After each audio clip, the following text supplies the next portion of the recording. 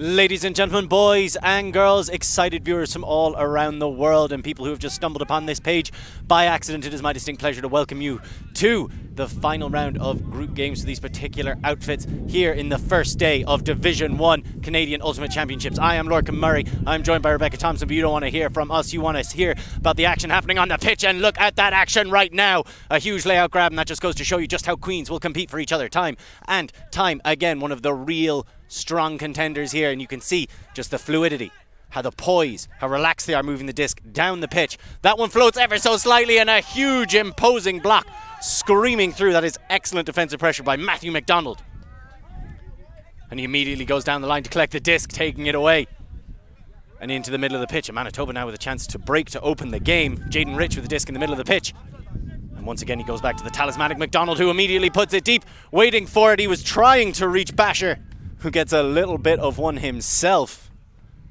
following that defensive effort. Excellent stuff by Queens.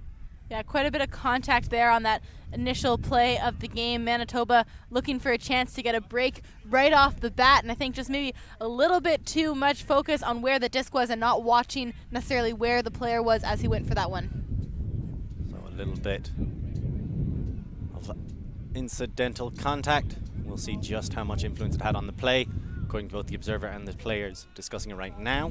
Doesn't seem like they've gone to the observer yet. So let's just take a second and talk about Queens and just how lethal they are. Queens is one of the best teams over the last decade in the Canadian University Ultimate Championships. They have been reigning champions multiple times, back-to-back champs in 2015, 2016, missed the podium last year, but they have quite a lot of returning players from last year as well, so able to bring that program who experienced that loss last year, use it as a fire to fuel themselves to come out and really go back to try to get themselves on the podium. Of course, got players like Mike McKenzie on their roster, Reese Toogood. Look for them to make big plays as well. Reese Toogood. His brother was on the stream earlier on today as well, as that one is ruled as a fair D. Well, there appears to be a timeout call on the pitch. Interesting to see a timeout called in the very first point of this game as well.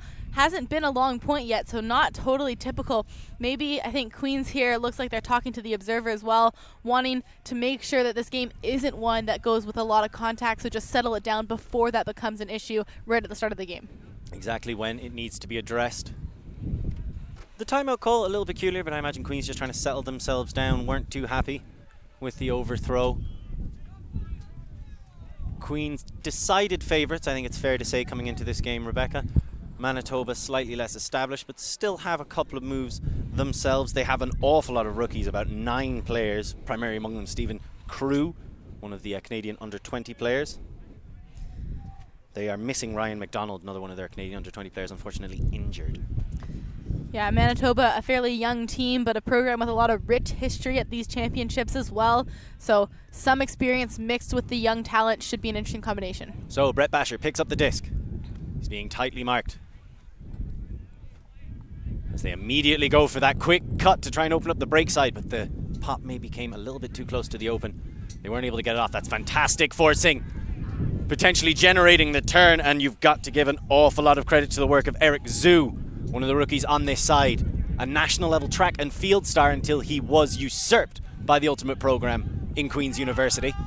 And there's a lot of debatability about that throw execution, just coming off uncomfortably and sweeping across the captain, Aaron Schwartz, to get the D. Looked like Reese Toogood there. All of his unders were taken away and he'd run out of options, only had Mike McKenzie up the line there. So Gaines looks to the middle of the pitch and gets a cheeky left-hand backhand break, feeding it down the line. That's Kimura with the disc, one of the main handlers for this team. Player for General Strike, and he throws that immediately into the back. Excellent unaware defensive effort by Reese Toogood, getting it back. And that's how good he is at defense. Doesn't even need to pay attention to get the blocks. So now Queens starting to work their way down the pitch smoothly. That is some comfortable offense. McKenzie shoots to the end zone and gets the score. Excellent stuff. It's Hunter Juhas picking it up. McKenzie there, no hesitation to hit Juhas in the end zone. Looked up, wide open cut. Good timing from the Queens players. They were timing their cuts off the catch very quickly, very smoothly. You has initiated his cut there before Mackenzie had even looked up, ready for that next pass. That's good, clean offense, although a shaky first offensive point. There was multiple turnovers, so interesting to see how this could go. They're going to want to clean that up if they're going to continue to get these holds. Manitoba let an opportunity go asking, and you have to think there's not going to be too many more of those coming to them in this game. However, they were able to get the turns, not able to cash them in, so now they're going to have a look on their offensive side. Manitoba carry a lot less players, but they still have loose O and D lines. Awful lot of rookies on the side that they're trying to blood as well. Got to commend Queens for coming out there. 2 rookies on that line. Juhas was the one who picked up the score. There's also Zoo. Yeah, Hunter, you has a rookie by nature of being a freshman, but a huge player in the BC Junior Ultimate scene this year. His team, Eclipse, was in the junior finals actually at this field here in August as well. Clearly got quite a bit of size on him as well. Doesn't look like a freshman here, so using that to his advantage and a lot of experience despite being a new player to this Queens team. So, Will Turner, or Turer, sorry, with the big pull. As here come Manitoba. A little bit of a relaxed opening up start. Binnon is going to be one of the linchpins in the red hat. And you see the pop back just about corralled by Paras. Excellent grab. Manitoba still stuck outside their own end zone against this Queen zone. Looking for options. That's Chu. Played with the Cracker Jacks in Singapore, his home nation. Looks like a stripper, a foul called there. Oren Benoon looked like he did stop rotation of that disc, so not surprised necessarily to see a call here, but looks like they're going to have a discussion, see whether or not it actually was pushed out of his hands or it was just a drop. Seems to be a retracted call, so it was just a drop as the verdict. Robinson picks up the disc. Outside the end zone. Has a few options. No one immediately cutting to that corner. Excellent defense by Manitoba initially, but they're not able to keep it up. And Queens punch it in for the break and a 2-0 lead. And you can see them calling players on for a bit of a fun celebration. Get out of the way! And that's the kind of positivity that you really need if you want to go home with a gold medal. You can see, like you said there, Lorcan, the Manitoba players did a good job on defense for the first cut, the second cut, but by the third cut, they couldn't keep their stamina with the speed of the Queens players, getting to that open side, easy shot in for the score. Excellent recycling as well by the Queens team. It was always one player attacking the corner. Eventually it was Liam King who was able to get through, but that makes it incredibly difficult for you to just sit somebody in the open lane and poach that space if it's different people each and every time. The versatility and depth of Queens is their greatest strength and one of the key reasons why they are such a legitimate contender. So now, we wait. Manitoba. 2-0 down. Queens exactly where they want to be. You see Mike McKenzie, one of the captains of this side, disc in hand, waiting for the pull, just directing his team, letting them know what's going on.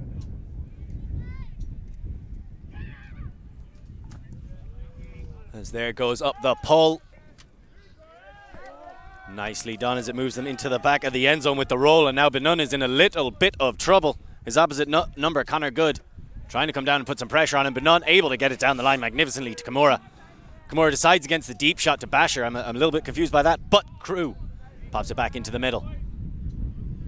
Benun trying to get free, but that is some fantastic dump defense. Incredibly hungry stuff. But they just keep recycling it around. Chu pops it back. Looking for options, Paris. Able to get it through to Chu. Now Paris again, he has Benun, he hits him. But again, this Queen zone really stifling the downfield movement of Manitoba. They're not gaining significant yards, and that was a couple of flips, but they're getting dangerous. Crew just using his body to protect the disc. You have to respect it. You also have to be concerned about how sustainable it is. Kimura pops that back to Benun. Crew directly behind him. And constantly lurking. The form of Lewis. So invasive, so tenacious. That's number 37 for Queens. And then it's back to Crew, into Benun. Now that's a little bit better by Benun. Running through the cup. Pulling it apart that way, but there's the miscommunication, and who else but Lewis in the right position to get the D. Looks like there's going to be a call on the field here, just an injury. Lucky Perez will come off, just holding his leg a little bit. Hopefully he's okay, a central handler to this offensive unit for Manitoba as well. One of their key components. Jaden Rich coming on to take his place. That's a rookie, so they're going to need his athleticism on the defensive end. So here they come. McKenzie immediately pops it over the top. Trying to get it through, eventually able to get it through to the middle. Front of the end zone. Patience from Queens now is imperative to take the 3-goal lead, and that one just forced ever so slightly, and it bounces out of the hands of the intended receiver, Adam Pouquier. He was trying to get the second effort, and it seemed like he had a good chance. Kimura perhaps too lackadaisical. Yeah, right at the back of that end zone. I think Kimura thought it had gone farther than it had and allowed a second effort. We're definitely not going to want to let them do that because these Queens players never giving up on any disc. So Manitoba in a little bit of trouble. They are playing on the wrong sideline, so that's going to be a travel call. Playing on the slightly closer to the middle of the pitch sideline. That is not the correct one. It is the one closer to the camera. We've had a couple of debated line calls and towing the line due to that confusion. Oh, Kimura's starting to get in trouble. That stall count's getting higher, and he's forced to just put one up. He does so incredibly well, though. McDonald able to get in the end of it, launches it deep himself. McKenzie's coming across, can't get there in time. Cruz looking at two options directly in front of him. And he able to pop it in for Roach for the score. Excellent. Exactly like you said, excellent. That is the response that Manitoba needed, able to get it out and around that zone. And once they were off to the races. That throw up to Crew, not the best throw in the world. It was dipping down quickly. Mike McKenzie with the pressure defense, but Crew, a great player, obviously in that deep space, used his body to get in front of it. And even if it's not the best throw, if you have a good receiver like that, not a bad decision to put it up. Especially when it's someone like Crew, who you could even see him working against that zone. He's a master of using his body. And he doesn't seem like the most imposing physical presence, but he absolutely is. He just gets in the way and makes it impossible for people to get the D, and that is an essential skill. Yeah, definitely a player who's going to do it on both sides of the disc, as well as you see him right back out on the D-line, not taking a sub here for Manitoba. So it looks like they want to get a break back right away before they let Queens try and run away with this one. Which it did look like it was in slight danger of doing when Queens were staring down the opportunity for a 3-0 lead. Big pull, but it looks like it's going to float its way out of bounds. As you can see, Manitoba for the most part taking their time coming down on defense. It's a casual stroll by Queens. We've seen quite a few pulls go out of bounds on that far sideline as well today in our games that we've broadcasted. These players not really adapting too much to the wind that's mostly coming from behind our backs right now. So they're going to have to work on that. As here come Queens. And an unfortunate bobble and drop out of the hands of the intended receiver, James Lewis. Another player from the D-line who is staying on the O that time. So now Manitoba with an immediate chance to get back and get their break, and they waste no time going for it. Cruz underneath.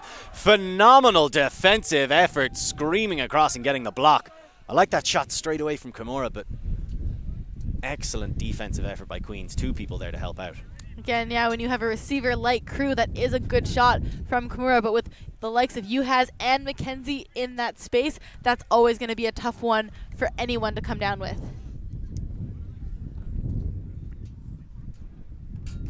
So now, Queens, they get away with it initially, and they get another look. Decides against that first break, a little bit surprising.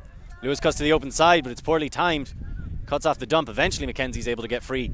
And he just winds up a huge backhand, rips it all the way. Might be going out of bounds, and in fact, it does. So you could see Eric Zhu, the track and field star, sprinting after it, and they want to make him run as much as possible. But they're going to have to keep it in bounds. Yeah, exactly. If you can get a throw that's leading into space for a receiver with that much speed, he's going to be unstoppable in those areas. But with that much float and the wind coming across the field, it's hard to put that up and not have it sail out of bounds. So here come Manitoba. Crew is completely free. They eventually get it to him. Sides against that under. Takes one at the second chance of asking. That's Swartz coming under, the captain. McDonald is working so hard out there, but not able to get free yet. He does on the second attempt. So McDonald, Kimura, and a nice easy under. Crew, who is just invaluable to them. And there's the hook. Perfect float, excellently weighted, but slightly too far at the back of the end zone. It's unfortunate there from CUUC. That was a great look. The right decision, in my opinion, as well. Had an open receiver just sailing a little bit too long. But if CUUC can put himself in that position up the line as well, I would like to see him take more of those shots. Well, he's going to keep getting the disc. That much can't be denied. So we just wait to see what he can do with it. As here come Queens. This is their third look at an offensive hold. Currently 2-1 up. Mackenzie. Lewis. Two people go deep immediately, and this is something Queens this year, I was speaking to their coach just before the game, Galbraith, and they were saying there's a touch on that one. Might just float out of bounds. Phenomenal defensive effort. The blind hand block. Brilliant work downfield by Manitoba to make sure that it still wasn't completed. Kimura.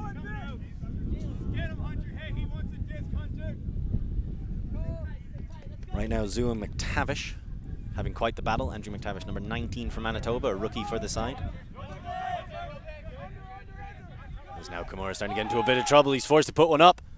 CUUC somehow brings that one down. It would have been a spectacular catch the first time. Even more impressive on the second asking. Although here comes the call for a stall out.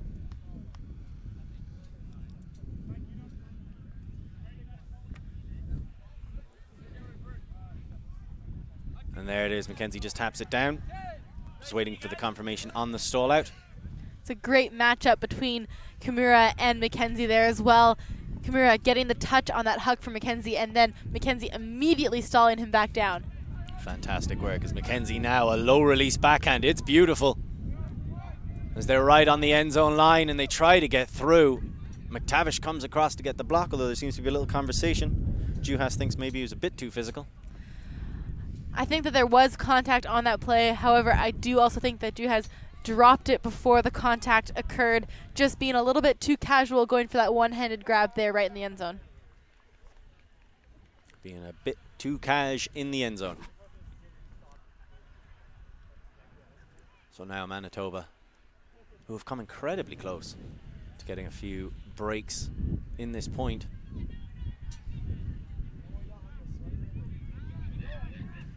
Just talking this one out. And it looks like it's going to go back.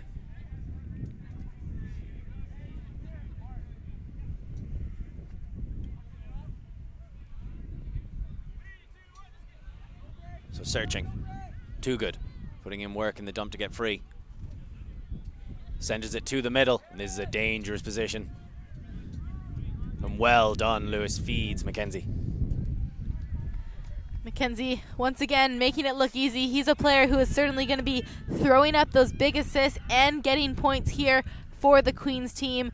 U24 player, Team Canada this year in Australia. Great player, also 2016 U20 Team Canada, so he's been around for a while now, and you can see how he helps keep the glue together on that offensive line there. Now, forgive the lapses in memory when it comes to history, but was it 2016 that Canada won the World Junior Championships? 2014 for the men's division. 2014 when they won the open one. 2016, the women's division, we did win. I apologize. I'm getting my years mixed up. Always very impressed by the women's scene here in Canada, especially at the junior level.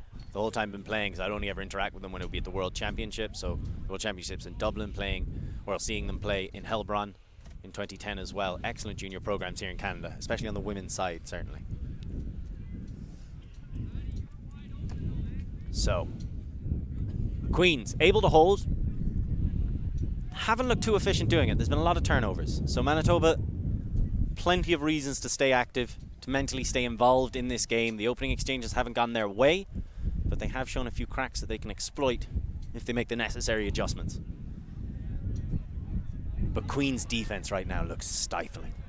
Queens' defense putting on a lot of pressure, opting for a bit of a zone on that last one. We'll see what they come down with for this point. So tries to get it to be done immediately, but can't. Forced to go back instead. And now they spread it around. That's Kimura. Back to the far sideline and receives it again. Once more, Queen going with that zone. Nice over the top. Taken down with authority by Paras. That's the second time he's had to do that so far. Chew back to CUUC. And CUUC floats that one into the middle, but none. None is just waiting now. They've gotten 6 players in and around the disc. Benoon back into the middle to Kimura. And you'd like to see a bit more stretching. They're really allowing the Queen's zone to collapse in on them. And that's when it gets its most dangerous. Nice little play in between the two of them. Crew linking up well. Like some kind of ginger flash out there. Gets it through to Kimura. Pops it back. And this is much better. Very patient offense being shown here by Manitoba. This is exactly how you have to play against zone. They force Queens to revert back to match defense. Did look like there for a while the cutters upfield for Manitoba were a bit stagnant, with Crew the only one really popping into that space to initiate some movement. Once they did and they forced the match defense, the rest of their team getting more involved again, but they should find a way to get those cutters a bit more active in the zone if they want to continue to break it throughout the course of the game. I was very concerned when you could see everybody just by glancing very close to the disc. And that's not a good look. That's what the zone wants. You want to spread the zone out, make it difficult for them. The wind has picked up slightly and it is going from left to right, ever so slightly diagonally across the pitch, away from the camera, but not so much that I would think it would stop this caliber of player from getting the disc to the spaces they want it to go to. When we talk about this caliber of player, we have to talk about CUUC. A fantastic thrower, Benoon. Was having some serious difficulty escaping the interests of Lewis. Fantastic dump defender for the Queen's side. And immediately CUUC goes down the line. Benoon tries to feed him, bit afloat. CUUC attempts to toe the line but can't quite. That was always going away from him. Yeah, that one always out of bounds. Just couldn't get his first point of contact, and so focused on getting that point of contact that he also dropped it upon hitting the ground. Unfortunate for them. So now Queens with the opportunity to get a break. And while it isn't really downwind, you have to say the wind could pick up later on. So early leads are critical. Nice play by Queens setting up the power position, but no deep cut coming. A little bit surprising. Instead they go under. Lewis moves to the far sideline. Robinson looking for options, eventually able to get the dump off. And the swing's completed. Moving it back and forth calmly right now. Although that pop over the top, perhaps a bit too lackadaisical, trying to force something and it doesn't work out. So a bit of an unforced error. Now Manitoba have another look, but you see a little bit of frustration as no one's really getting free. Forced to go back to Benoon. And they pop back to Paras. Just about able to get away with that one thanks to Jaden Rich laying out. Huge bids coming through. Lots of pressure on them. And it would appear Lewis has hurt himself going on that bid. Yeah, full extension on that one too. Really had a good play on it. Lucky for the Manitoba team to not have given that one away with so much pressure as well. So that's Kimura with the disc. And there's a bit of a call. Paras coming off the pitch. Gaines coming on. I like that as a call. Always think it's a good opportunity to swap someone out when the other team takes an injury. And Kimura restarts the action. Zone immediately tries to enclose itself around him. As Manitoba continue to just take their time. They got all the way up outside the end zone with this approach. So they know it's effective. They just have to stay patient. Somehow Crew is able to hold on to that one. Just about able to get away with it.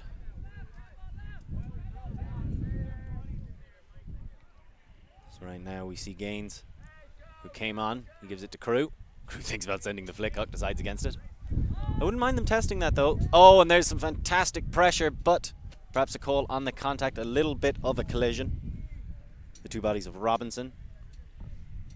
I believe that's Kimura. Yeah, it looked like another case where both of them staring directly up at the disc. Although, hard to tell on this one. May have had a bit of an effect on the play, but looks like they're going to resolve that it didn't and will stay here in the hands of Queens. A lot of retracted calls in Canadian Ultimate, which I really like to see. As now Queens look to finish it off. Mackenzie, one of the captains, a real leader of this side, Trying to move his force about with his shoulders. Hasn't looked dump in a while, but gets away with it. Luckily enough.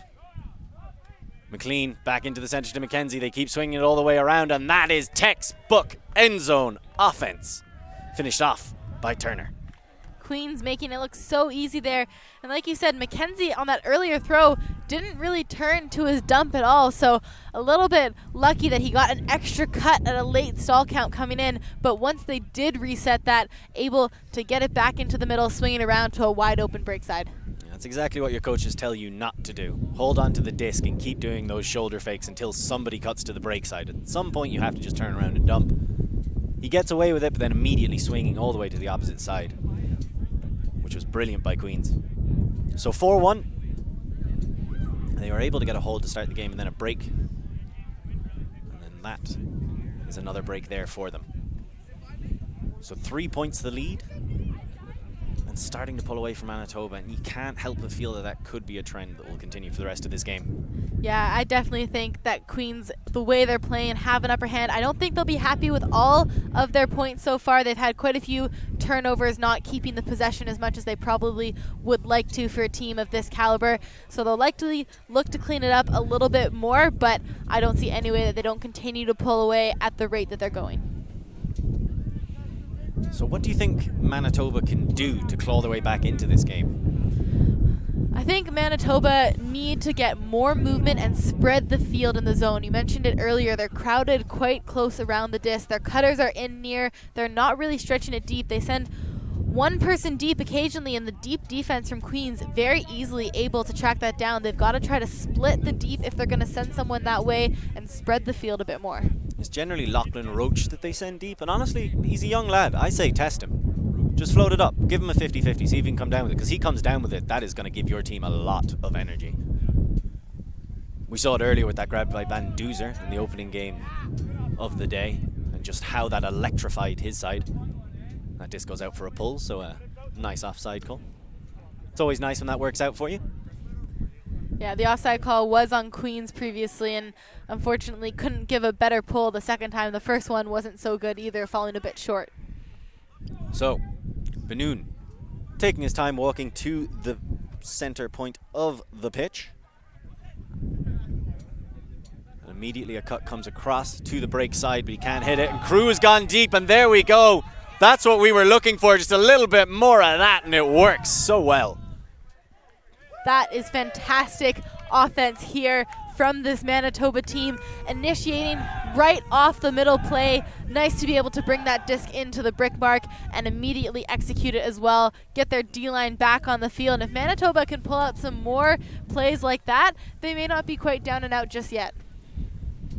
Excellent use of Crew, who has rather quickly established himself as the main target for this Manitoba side. So when you're thinking about it as Queens, who are you going to put on him? You need your biggest players, you need your best defenders to try and shut him down. I would like to see some matchups between him and James McLean, those two teammates previously at the World Championships as well. Also Mike McKenzie, a great defender in any of those spaces, could be a good matchup against the likes of Crew to really take him out. Speaking of teammates at World Championships events, while it wasn't at 2018, it was at 2014. Cracker Jacks, a Singaporean club team, have two players currently represented. They've got Titus Chu, that's number 9 for Manitoba, helping run the show. And then on the opposite side, Kester Teo, number 7 for Queens, also played with Cracker Jacks in his native Singapore. So connections all across the world coming together here. It is a small ultimate community, really, when you put it together. And we're all having a wonderful time together in Brampton, watching some great ultimate. You are very welcome to join us here as that disc rolls out the sideline. Massively preferable to a pull, as the wind really starting to howl, but very much of a crosswind kind of sense. Yeah, the rolling pull, so effective if they can come down, trap it on the sideline. They are going for that person-to-person defense, so we'll see how they can stop the initiating play here. Too good. Immediately gets it back into the middle to McKenzie. And this is some fantastic play by Queens. Absolutely no one around, as there was a defensive lapse. McKenzie collects. He's got a bit of a power position and he sends it immediately, no hesitation. And that is exactly why, being cleaned up fantastically on the other end. Mackenzie making it look pretty easy once again, going 1 and 2 through the resets. Like you said, getting it in a power position up line, no hesitation, trusting his receivers despite a little bit of cover on the defense, but using it to their advantage to just put it out in front nicely into the hands of the receiver. Leading now 5-2, up 3 points, and looking still very much in control. Well, surprised McTavish wasn't able to get a hand onto that. He's a very good deep defender generally, very athletic. We saw him get an excellent D on Zoo earlier on. I think that's a good matchup for them as well. You're trying to contain the incredibly athletic Zoo. McTavish is the kind of person you need for that assignment. But that time unable to do so as it was cleaned up on the back end. Unfortunately, we don't have the number 18, so we cannot accurately give him a name. But congratulations, nonetheless. So now Queens, 5-2 up, a commanding lead early on in this match. And we know in their nature, they have no interest in taking their foot off the gas pedal. No, this team is here and they mean business for this. Talked to their captain, Braden Robinson, before the game as well, and he said that they have been gearing up all season for this. They've been just building and getting better with every tournament that they have attended and really using the fire and their will to win to push them through some of these tighter games. So that's Chu. He's going to take that from the sideline where it rolled out. Immediately in front of him. Crew thinks about going deep, instead takes the open side, although it's going to be called back.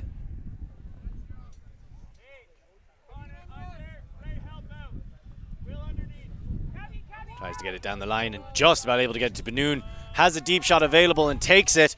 The incredibly free Rich, but the disc was always going out of bounds. Good defensive coverage as well from Queens to help out, but really to me that was an execution error. Yeah, I have to agree. Benoon, such a good handler and a deep thrower for this Manitoba team, but on that one, just getting maybe a little bit too excited. And of course, with the crosswind, that is the low side of the field as well. So you've got to put a little bit more spin on it and maybe a bit of an inside out or a little bit of a different edge so that it doesn't get pushed out of bounds the way that it just did on that one. There's an awful lot to take into consideration. See, the issue here is they're saying it never came back in, I think. However, it was touched by the defender. And if defenders are always in bounds, so if you touched it down in the end zone, it's going back to the end zone. Yeah, the disc should be coming back in down here.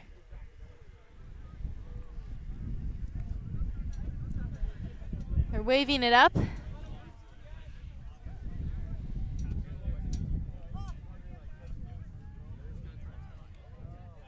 So the disc goes back to Lewis all the way up with Benoon.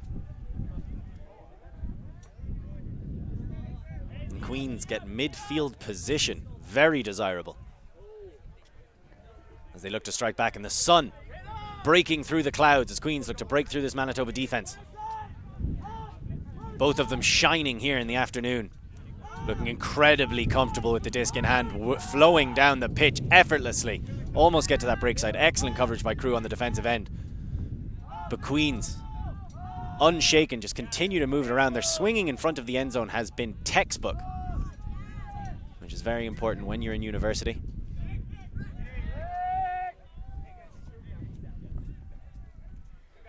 So now we see Robinson, one of the captains, the man you were talking to before the game, looking into the end zone, looking to push his team up to 6-2. Goes with a dump. Makes it cut himself up the line and then clears out immediately. That one just about stays up and we'll let them get away with it. Never touched the turf. Breaks not becoming available immediately, eventually able to get it off to Lewis, although there is a call for a stall out. And it is uncontested.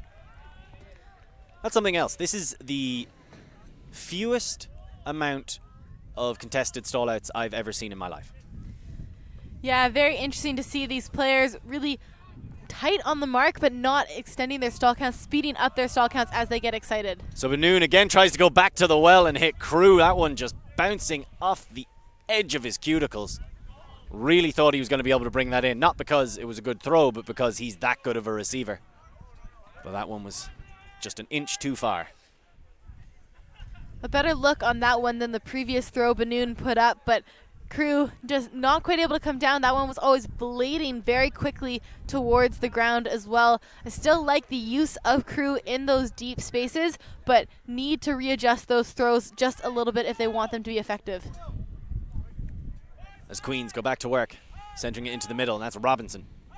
A lovely leading flick pass that is just about brought in by Pukier. He gets it to Lewis. You can see Queens really starting to roll. Pukier thought that was meant for somebody else and just had to watch it hit the ground. A little bit of frustration on his face, understandably so. Yeah, unfortunate miscommunication there. Maybe lack of talk from teammates and lack of talk from the sideline not helping them out there. And that was a fantastic initiation cut by Rich, but Benoon tries to force the flick break. Wasn't quite ready for it and threw it behind his man. And again, another forced throw leading to the turnover. This point has taken a turn for the worse really quickly here in this game as well. Several unforced errors in a row on this one. Both of these teams have got to clean it up, try to find a way to communicate a bit better and lock eye contact. Focus on catching the disc, as simple as it sounds. Mistakes beget mistakes, it would seem to be, as Benoon has CUUC in the dump position. Surprised he didn't just go deep straight away. And there's the big hammer. Lots of people underneath it. And it really looked like Rich was going to be the one to come down with it. In the end, the defensive pressure just too much. I thought Rich had a hand on that one as well, but like you said, the pressure also at the very back corner of the end zone, so maybe just trying to be aware of where his feet was as well to keep it inbounds.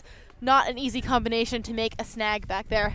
So Robinson, front corner of his own end zone, and nobody moves for him. Very frustrating to see for handlers. You want those cuts starting as you're coming to the front corner. He eventually gets the dump to Lewis in the middle of the pitch. Lovely play through, Pukier waiting for it.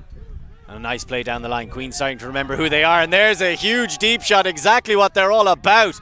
Brilliantly D'd up by CUUC, gets in the right position and just smacks it away. Absolutely, Titus CUUC boxed him out perfectly on that one. So now, Benoon. But no movement initially. There's no continuation cuts coming from Manitoba.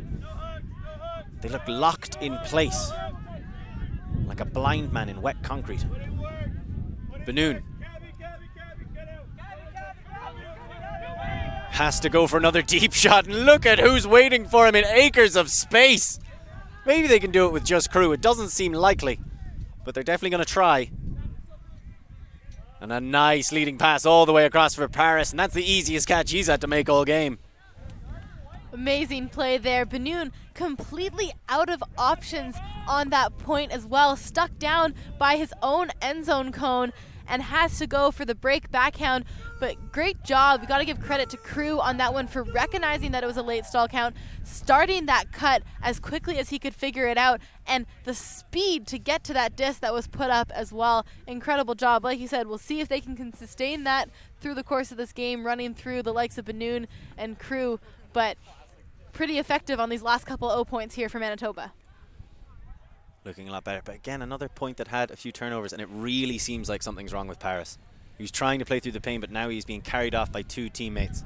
He looks like he's been having some cramping issues throughout the start of this game. Interesting to see, considering they've only played 2 games prior to this already in this first day round of competition. Usually something you see more on day 2. He's getting his teammates to stretch him out. You heard earlier his teammates telling him to eat more bananas, so maybe just needs to get more water in his system, a little bit dehydrated here. Maybe he could do with a supply of superior potassium. But right now, he's just going to take some time off his Queens. Back on offense. Probably going to look for a hook straight away as CUUC just waits for it to rest at a stop. Fantastic cut downfield. McKenzie buries his mark and plays it down the line. Queens easing themselves into the opposing half. Gets it back to McKenzie, who seems to be just getting free at will at this point. Queens have a disc. And there's the cut to the open side. No real pressure from Manitoba on that particular move. And there's McKenzie attacking the open corner, and there is nothing Basher can do but watch him go past.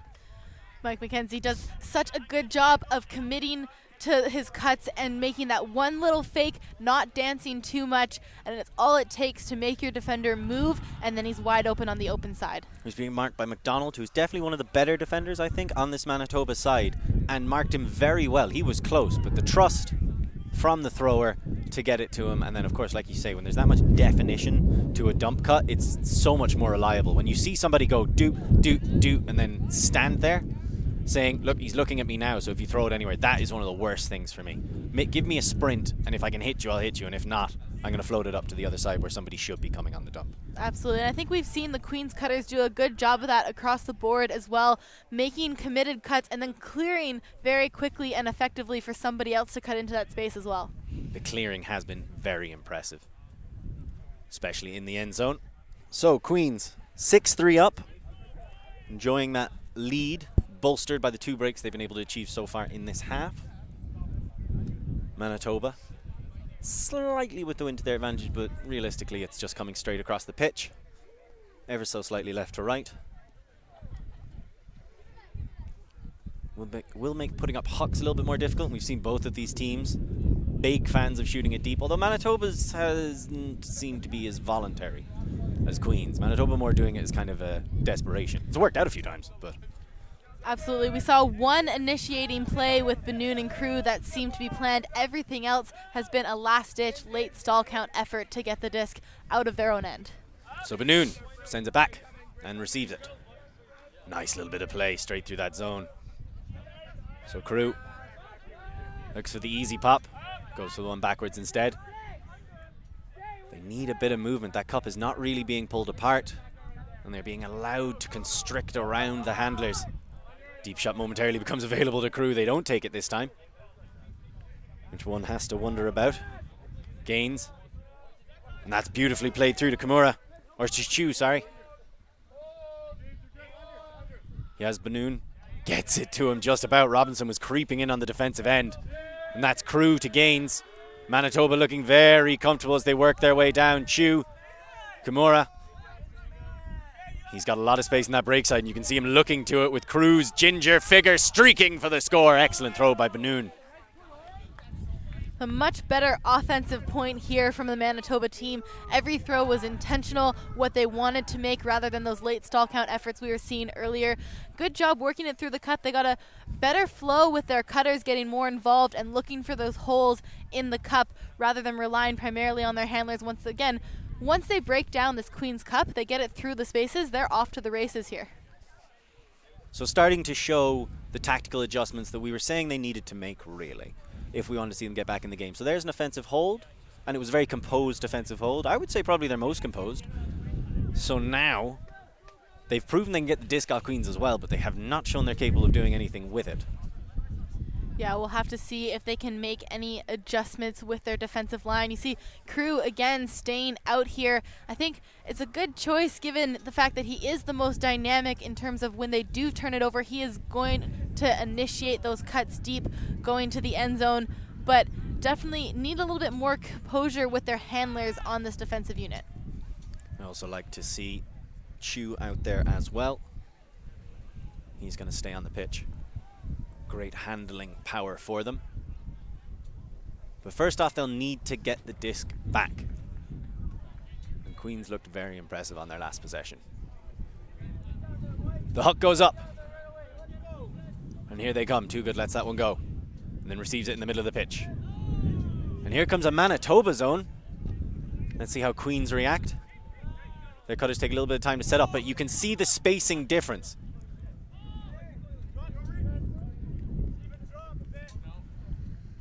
And there's a nice little pop over the top to McKenzie. Scoops it up with his left hand casually. And there just doesn't seem to be any pressure as Manitoba switch to man, recognizing that their zone just wasn't having the desired impact. As here come Queens. The dump freely available. And they've switched rather gracefully into a 2-5, it has to be said. Yeah, the transition from both teams here was quite effective and quick, with Manitoba transitioning back to match defense and immediately Queens recognizing and into their vertical stack. Look at McKenzie, just get out of there. He doesn't mess around. I love to see that from excellent, clear cutting in the dump position. Then he comes under for the collection. decides against forcing that one into the end zone. An understandable decision. And that one just bounced out of the hands of Too Good, and you can see him confused looking at it. CUUC steps up, thought he was going to send it, instead goes for a nice gaining under. He's got two people going deep, but he doesn't seem to like the looks of either of them. And there's Mackenzie screaming through to steal that one away from CUUC, and then he just throws an inside-out backhand high into the air to Too Good. And Too Good tries to outread McDonald, but McDonald just had the position. So now it's back into the middle.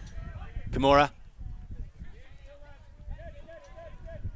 And he pops that one forward, just about able to get it to his captain, Swartz. Back to Kimura. Gets it into CUUC. I thought Mackenzie was going to steal through and get another run through D on that one, but he doesn't.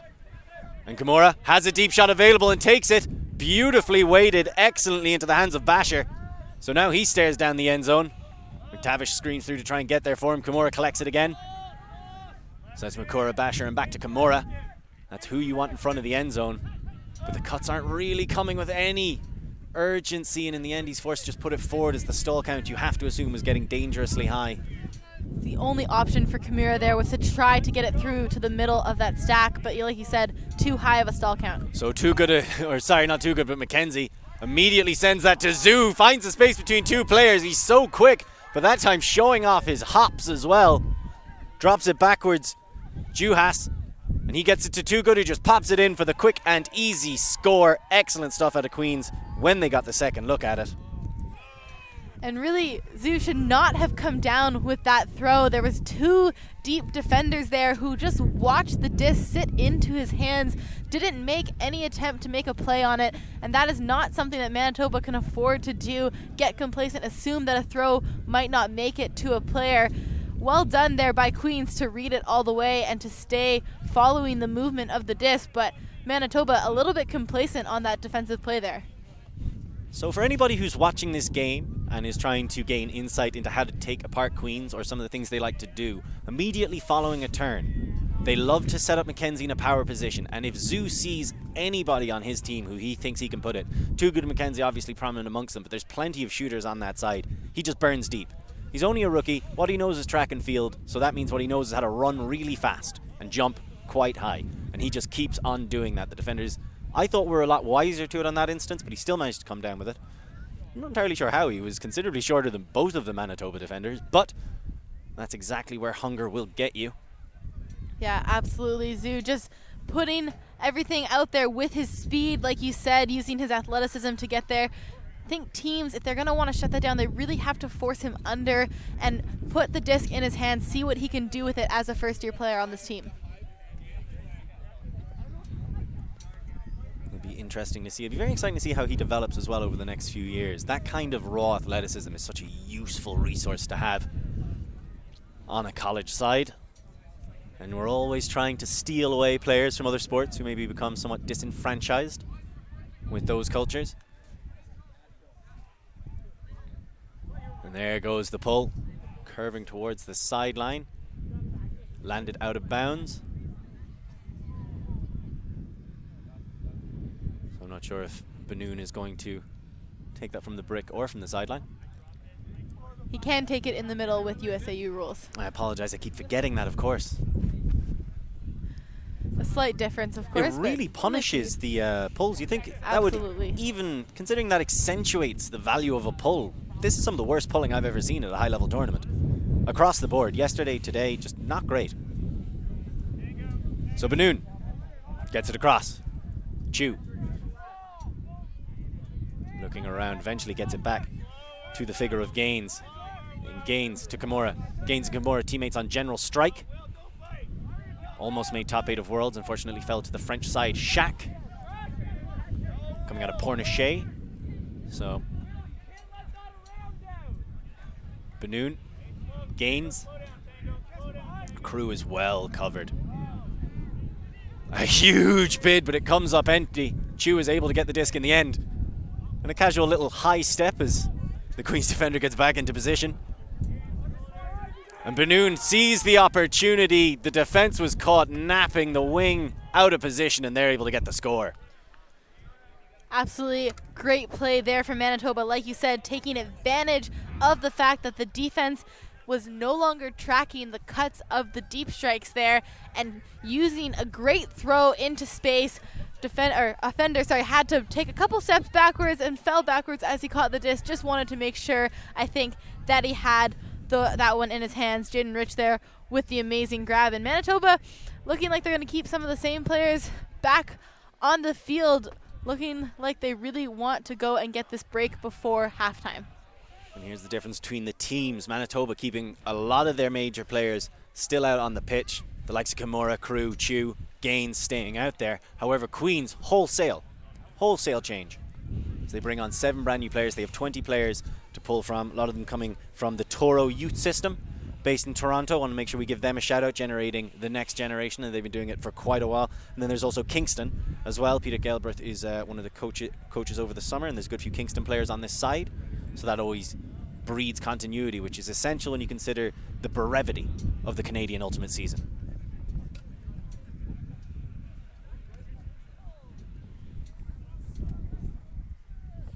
So Manitoba. Kimura with the disc in hand. That pull. Now that's a good pull considering the windy conditions as well. Gets it past the brick mark. Too good. Reese. Been saying the name Too Good quite a lot today. I do enjoy his trousers and the mismatched socks as well. It's a signature look of Reese Too Good. Wore it all last year during the championships as well. So many pairs of trousers out there. Mackenzie, so lackadaisical in how he gradually retreats from the play. Still having a bit of a private war with Crew.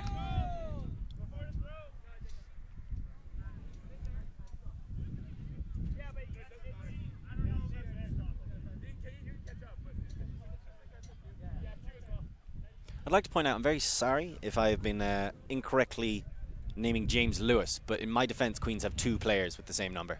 One of them is James Lewis and one of them is somebody else. The one on the pitch is James Lewis, for clarity. So James Lewis is in the hat, and then there's the fake James Lewis who has no hat. We can call him fake James Lewis from now on. I think we'll call him. As Mackenzie comes under and gets it. Oh, there's a pick called down the field. Seems to perplex the Queens receiver there momentarily.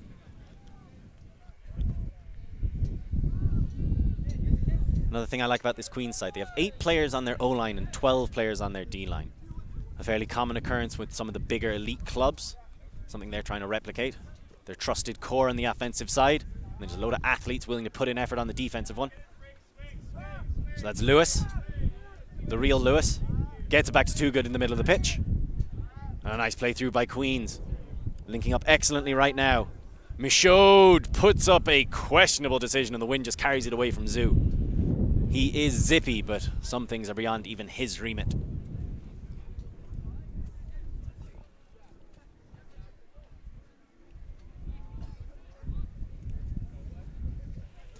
So Gaines, one of the D-line handlers for this Manitoba side.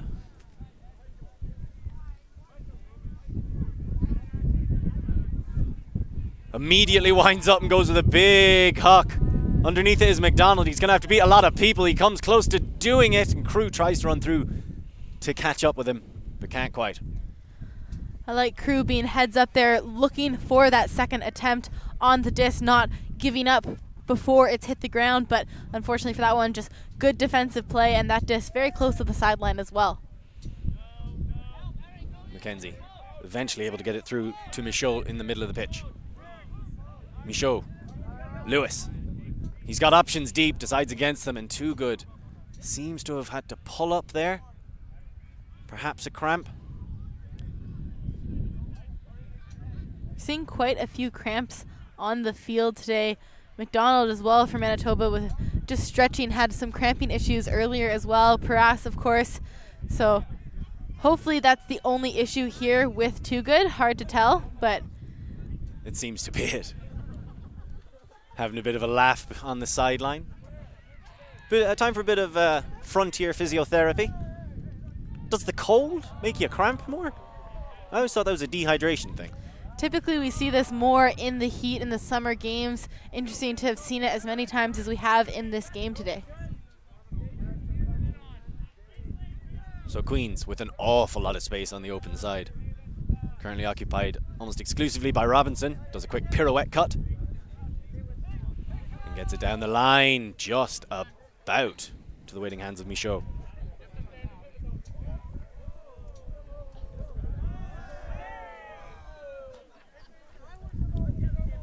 It's great to see how much fun these teams are having on a brisk and breezy day here in Brampton. And Michaud sends that one deep. Mackenzie against Crew. That's an exciting battle. The wing carries it out of range, too far and too wide of the intended target. So Manitoba get the turn for the second time.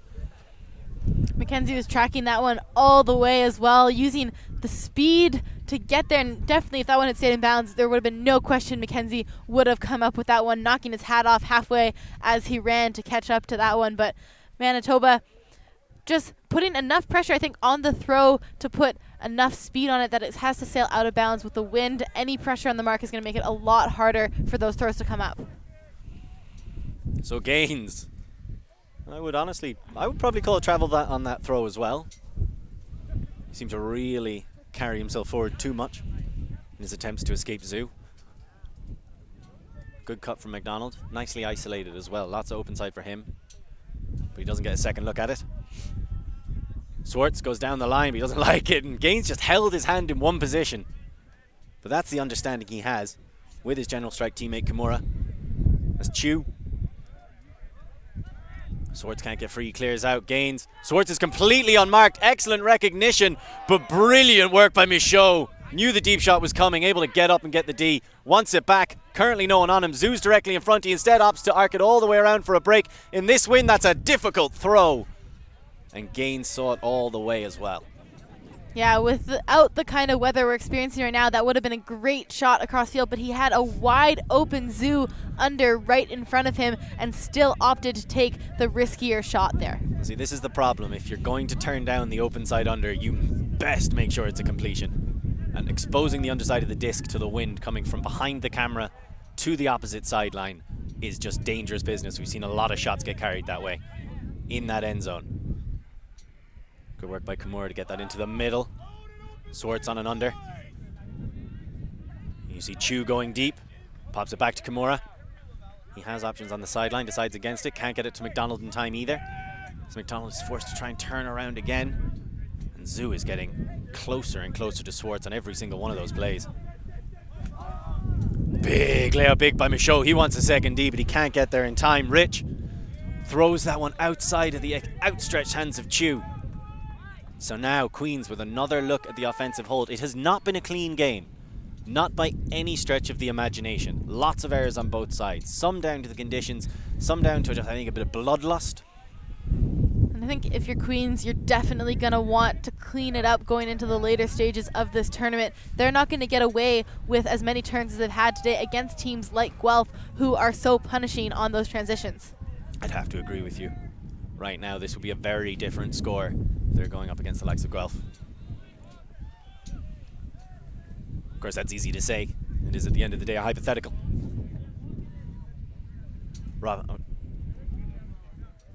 Robinson Lewis. Plays it down the line, Michaud. He has Mackenzie. Decides against it, and it was the correct decision. Chew was creeping across in a poach position as well to try and get that D. Zoo pops it back to Michaud. Centers it to the middle. And Queens keep the swing going all the way around to the opposite side, and again sharing numbers. Playing in this blue, clearly there's a lack of jerseys. Mackenzie in the middle, swinging it all the way around, but there has been a call a while ago. Michaud criminally free. Yeah, suspiciously open in that space. Not surprised to see a pick call on that play.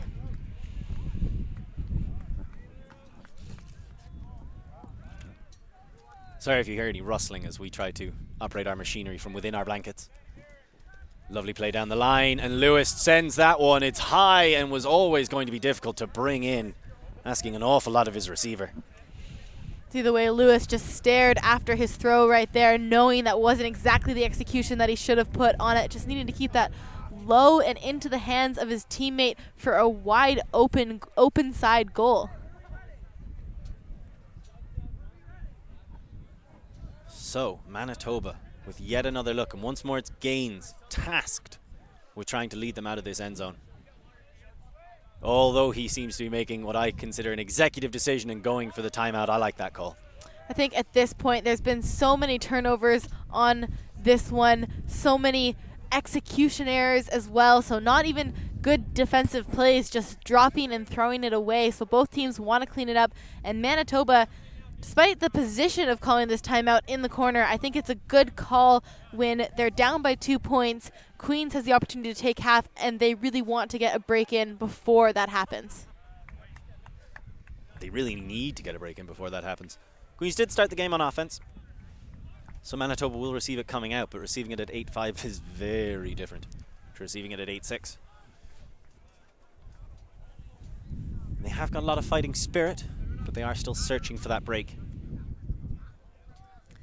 Yeah, definitely look like they're willing to grind these long points out, working hard for the disc, and Queens being stifled a little bit on some of their execution errors. They're giving it back to Manitoba, and Manitoba at this point, they really have to take advantage if they want to keep themselves involved in even the top 4 teams in this tournament. If they're competing for a semifinal spot tomorrow, they've got to be able to take advantage of the turnovers that these teams are giving them.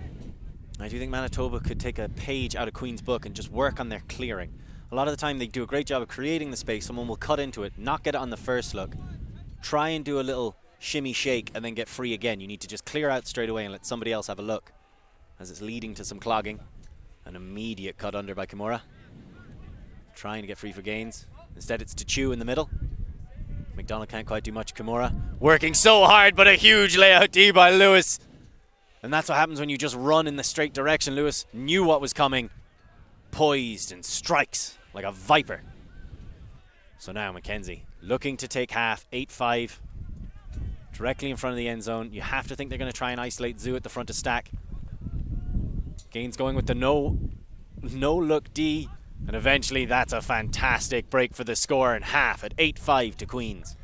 And that's one where those couple shoulder fakes for Mackenzie just worked perfectly. He faked the little lefty over the top, threw in the little shimmy, and easy around, just made Crew shift ever so slightly on the mark to give him the room he needed to make that throw.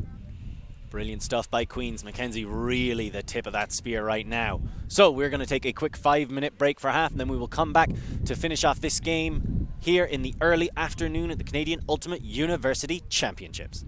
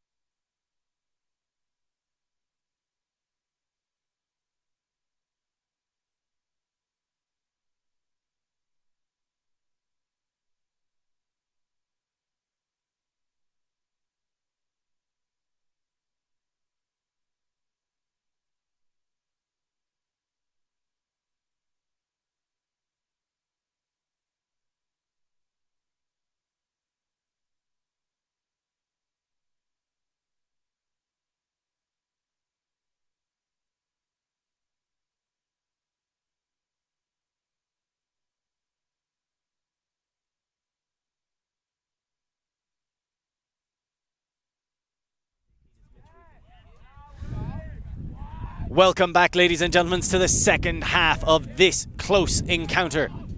It is currently 8-5 to Queens. Manitoba starting on offense at the start of the second half. Gaines immediately centres it to Crew, two of the leaders of this Manitoba side. Benoon has gone deep. Nothing really coming, so he's going to have to find his way back under eventually. Kimura.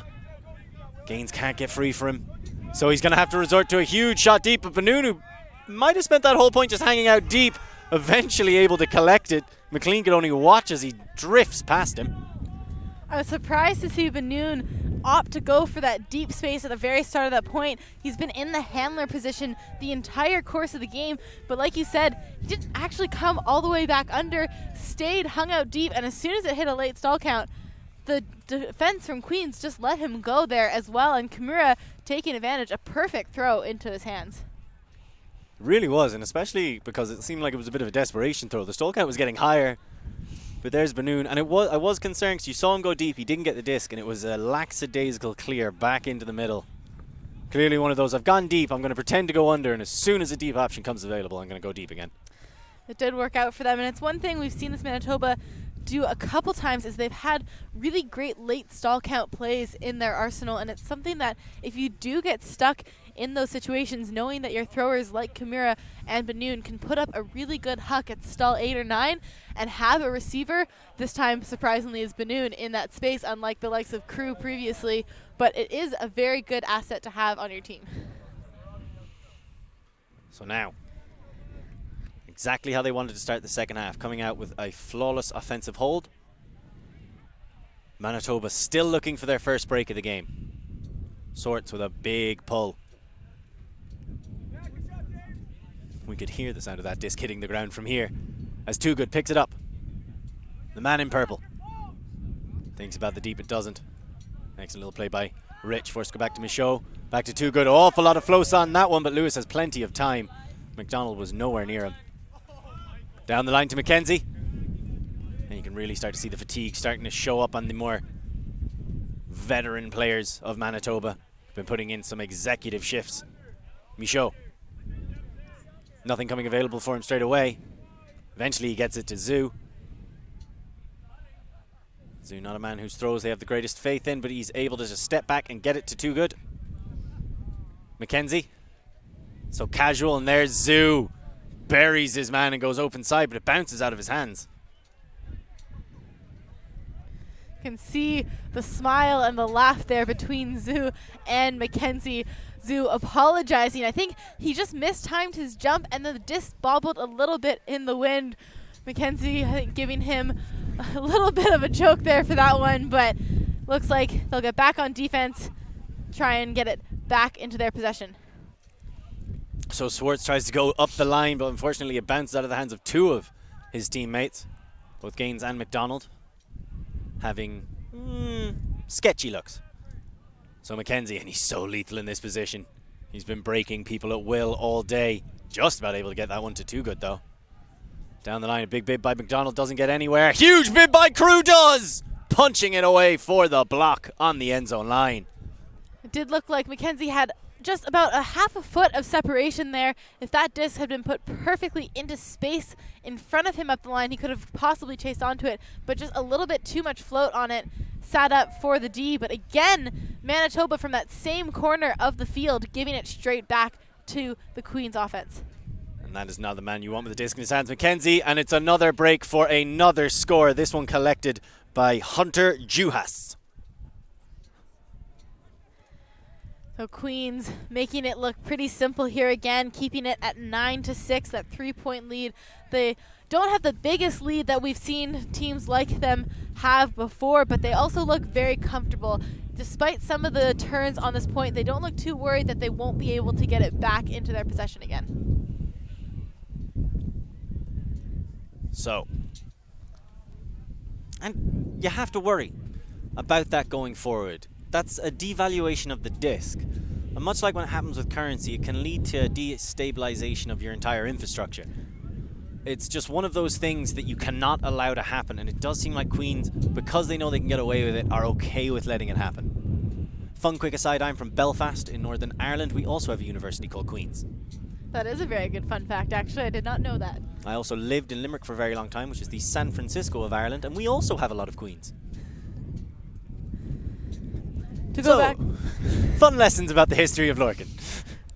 to go back to your earlier point, though, I do think that Queens have to take a look back at this game and find the things that they need to tweak and work on. They did have a tough time at their first term of the year at Steeltown, where they gave away too many turns, too many points to the other teams. Easterns, they were able to come back and clean it up, so they're not going to want to let this continue through the day tomorrow. So they get it through to Kimura, and that was a fantastic throw by Gaines to his general strike teammate. And Crew has an option in the end zone, and Rich decides against it, goes for the short under instead. And Rich is just going back and forth in that end zone, trying to get a little bit of, trying to get free. Gaines now sends it. So Rich directing traffic ever so slightly. Coiled like a spring, he was always going to throw it. Bit risky, bounces out of the hands to Crew, but collected by Banoon. So excellent stuff by Manitoba as they get the hold and the break for 9-7. So Banoon hanging out at the back of the stack there once again, putting himself in a cutting position, clearing out of that handler position, and a good job to get the second attempt on that one there. Crew bobbling it a little bit off his hands, but it was a late stall there from Jaden Rich as well. He was running out of options. You could see him point to Crew to tell him where to go, but he really had to get that out quickly. So quite a bit of speed on that. Good job from Manitoba to reel that in. And you could see how he just stayed in the same ready-to-throw position for about 6 seconds. And you're going, well, this is either going to be a score or a turnover, because it's not going to be a dump. And he just about gets away with it. He really had to lash it at Crew as well. So Manitoba, doesn't really matter how you get it. All that matters is that you get it, as my father used to say when it came to hunting rabbits.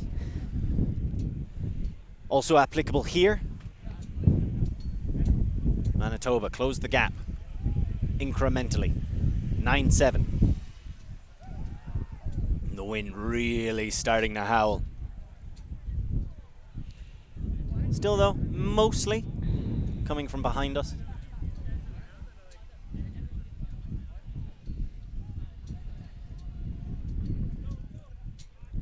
And there goes the huge pull out of the hands of Kimura, although it looks like it's going to drift all the way out and across to the opposite pitch. So Too Good's going to take that in a little bit ahead of the brick mark, it would seem, but almost completely in line with it. Well, there's the call for offside. Now I like that call a lot. It's rare you get to call offside on the offensive team, but the rule is, until the disc is thrown, all the offensive players have to have at least 1 foot on the front end zone line. So Kimura recognizing that after making a less than satisfactory pull, and gets another shot at it.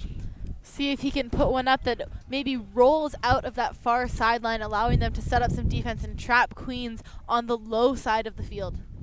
I would like to see that as well. But I'm a huge fan of rolling pulls. Unlike most of the people I've seen at this tournament so far, that is a much better one. Looks like it's going to land just out of bounds.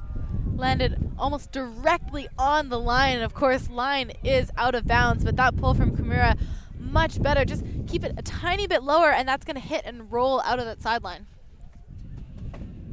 Going painfully close as Too Good walks towards the waiting form of Chu, trying to take a bite out of him. As Too Good gets an easy open, and that's just the kind of cut that Manitoba are incapable of doing, and Queens seem to start every possession with. I'm going to have to say that was up. Michaud somehow rescued that one from the ground. It was looking like it was about to eat dirt, but he somehow saves it. Michaud to McKenzie. He has Zoo, and he gives it to him gently. Too Good. Sides against going back to Zoo, just shakes his head. Don't worry about it, just clear. And there's the first example of that kind of casual nature to McKenzie's collection of discs coming to work against him. McKenzie, always a relaxed player, but usually makes a little bit more certain that the disc is in his hand. So playing, like you said, just too casual right now. As Kimura sends it deep immediately to McDonald, but the wind comes in and causes it to drop enough for Juhas to get in and get the block. A decent look there from Manitoba, but like you said, if you're going to put it up in this wind, a little bit of a crosswind almost upwind here for Manitoba. It has to be a perfect throw.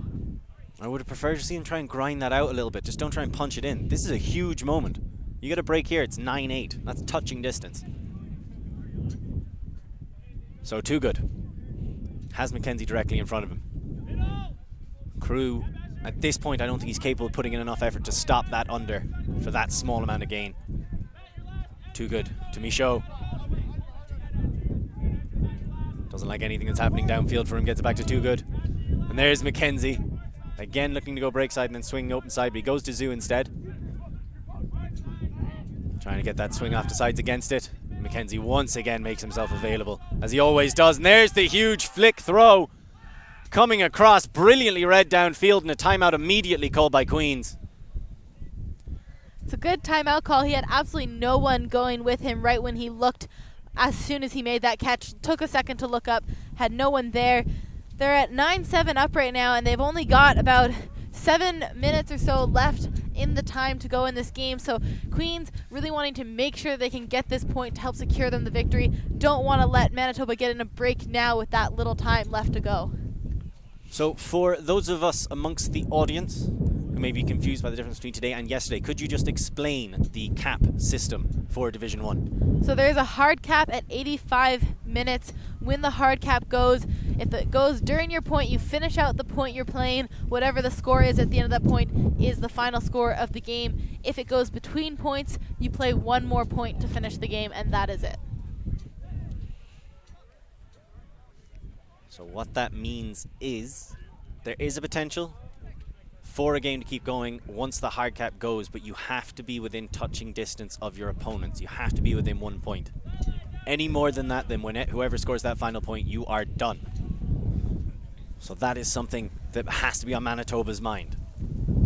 You can feel the wind up here in our booth and hear it probably in our mics really picking up behind us now. Going to make sure that these throws have to be low and not sit up in the wind. Otherwise, it's going to cause some problems for both of these teams. So Michaud working against Mackenzie. He does that little twinkle toe step. And then goes for the nice easy pass to Zoo, who was criminally unmarked by McDonald. Able to get that separation, and Zoo is just so good at getting free in the end zone.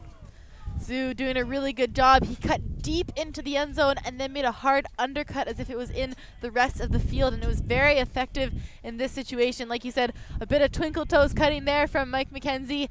Did a nice little hop, skip, and a jump to one side and managed to get wide open back on the open side, now leading 10-7 here over Manitoba. I'm really happy as well that twinkle toes isn't on that list of words that are swears now that I'm on this side of the Atlantic. I said it and was like, oh no. But no, he has those ballerina feet, and he just does that little tap move that's so effective. And you see him start his cut, look like he's going to the break side, then he does that little tap and goes open side. Just waits for the defender to commit ever so slightly and then hits that big space. He's so good at giving his teammates an easy throw to him. So Queens return their lead to a healthy 3 points. 10-7 up. About 4 minutes left in regulation. So Manitoba need to close that gap significantly. They need a quick score and a quick break. One can't help but feel that that was the point to do it in. Won't be surprised if we see the likes of CUUC go deep here for Kimura or Benoon. They've got the wind on their side as well. It would be a good way to get in a quick point here. Just trying to find out who is the one who's going to be marking CUUC as they come down. Manitoba setting up in that side stack. He goes under initially. Benoon eventually has to give it to him. I do like the idea of putting McLean on CUUC when he's in that cutting roll. Gaines puts it deep to Benoon, who's once again looking for the shot. Huge layout, and what a grab! Yeah, no, you deserve a lie down. You take a rest. Oren Benoon just continued his up-the-line cut there. He came up the line looking for CUUC, but just continued it, and that is a great recognition that he had his defender beat in that initial up-the-line cut, so why not strike to the end zone? The handler strike, effective here, a quick point, but they've got to find a way to get a quick break if they want a shot at winning this one. Just to reiterate, they cannot let time go during the next point. They have to score within the next 3 minutes. Excellent grab by Benoon. And I think it's down to a matter of he was handling for so much of the early exchanges of the game that Queen started thinking, okay, that's mainly what he does. And he wasn't being respected as a handler, or as a cutter, as a deep threat. I know that's how he was able to get the first one. And that certainly seemed like it was what happened just there as well. Excellent grab by him, though. Yeah, absolutely. A good adjustment. And we've only seen it in the second half of this game, using their handlers, especially in the likes of Benoon, to go into those deep spaces. Very effective, and something that I think Manitoba can do a little bit more to initiate some offense. I also like Gaines has taken on a much more prominent role in the handling department over the last few points. I don't think that's a coincidence, as that one drifts out somewhere around the brick mark. So 2 minutes left, and if I was Queens, I'd be quite happy to just dump and swing. Absolutely, they can retain possession here to win this one. I think Queens, if they continue on into the later stages tomorrow, of course they'll have a quarterfinal to play, but to move on, they're really going to have to review some of the things that went wrong for them in this game. It really doesn't seem like it should have been as close as it was for this Queens team. And that one bounced out of the hands of Too Good, so there's the turnover they need, and they are running out of time. Somebody needs to tell them they have 1 minute and 20 seconds to get this point. Heard someone from the sideline yell, "Let's go," at Kimura, so getting it now, and a deep strike. I thought McDonald was going to go deep immediately. That's Rich, you know he's not afraid to put it. Crew trying to dance himself free but can't, and then there's the turnover, and you got to think that's the end of the game. Yeah, only Mackenzie, a minute remaining now. He has Juhas streaking deep. Instead, he takes him on the under, but it bounces off his hand. There's still enough time, about a minute left.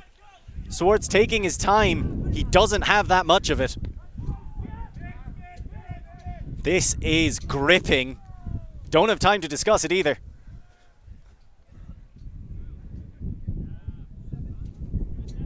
So Swartz maybe talking his team out of a victory. Gets it down the line to Kimura. He's got McDonald going deep, and he sees him and sends it. But McDonald tries to correct, and then the wind punishes him. Sometimes it seems like maybe you did something to anger the gods. That one, McDonald didn't actually keep his eyes on the disc on that one. He continued his cut to the end zone, but he turned away, so he didn't see it drop in the wind. I can't help but think if he'd kept his eyes on the disc, he would have been able to reel that one in. And now, as the horn goes, it's going to be too late for this Manitoba side. They did have those chances, and that does speak to the point you were making. Queens keep giving up the disc, and it doesn't seem to bother them too much, and it will definitely bother them tomorrow.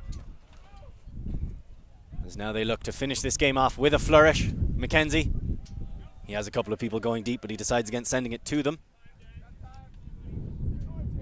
Michaud gets it back to Too Good, who's just about able to get the disc. As they continue working their way down, that's a high blade with the wind behind it.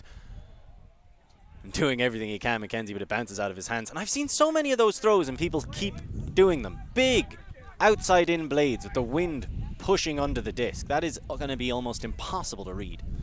Yeah, these shots haven't been working, like you said, with the wind and also the speed of the disc that they're putting up. Not a lot of love on that one for Mackenzie. He could have gone up with two hands, but even with that, it's always going to bounce off the palm with that kind of an angle on it. I gotta say as well, if you're considering about going for that kind of a throw, a high release flick will get it into the space you're trying to get to. You want to remove the defender who's on the open side, so a blade is good for that. Give your own player a bit of space, but with the wind as it is, a high release flick, properly angled, will just float gently down to them into that space.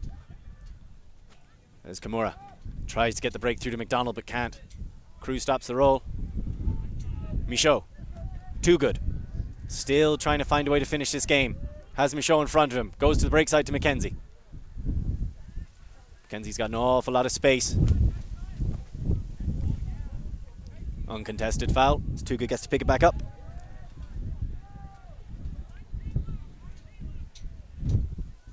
And this is where Queens have really been impressive. Their end zone sets. Mackenzie's able to get his hands on that one despite Crew's best efforts. And he just pops that one in. Surely that's the score for Michaud and the win. So 11-8 the final score. Queens not looking nearly as comprehensive in this victory as they did earlier on today, but still able to get the job done. Manitoba showing that they do have ability, although it runs short in the latter half, and they started to ask a bit too much of their leaders, I think. But still a lot of positives to take away from both teams. Yeah, I think they both have done some good things in this game. We saw Queens able to work the unders on a few occasions in a very efficient style, have a good disciplined end zone as well. Manitoba able to adjust their systems a little bit and rely on some good late stall count throws and also some very athletic plays throughout the course of this game. Queens maybe just a little bit more depth on their side in the end to carry this one through, but they're definitely going to want to take a second to think about this one as well in continuing to bracket play tomorrow. So, we will be bringing you the men's final tomorrow, but that will be the penultimate game from the Open Division, but we still have plenty of action to bring you. Tomorrow there's going to be a women's quarterfinal and the women's final as well as the men's, but later on today, Rebecca, you will be taking the helm. Let the people at home know what they get to see. We're going to have a great matchup for you here between the University of Queens women and the Waterloo women at 4:35 p.m. Eastern Time. Those two teams have played each other twice this season, each one taking one win apiece. So best of 3 in that series, and we'll see how it turns out later this afternoon.